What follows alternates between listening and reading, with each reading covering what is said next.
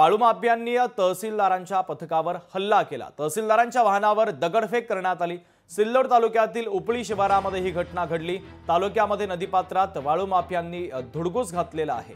तर कारवाई करण्यासाठी तहसीलदारांचं पथक गेलं होतं, मात्र तहसीलदारांच्या पथकावर दगडफेक करण्यात आली।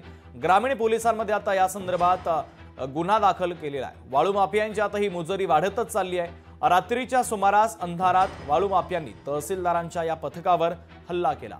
महसूल पथकातील 9 जण थोडक्यात बचावलेले आहेत। तर ग्रामीण पोलिसांमध्ये आता गुन्हा दाखल करण्यात आला आहे। तर सिल्लोड तालुक्यातील उपळी शिवारातील घटना आहे। तहसीलदारांच्या वाहनावर दगडफेक केल्याचा धक्कादायक हा सगळा प्रकार आहे।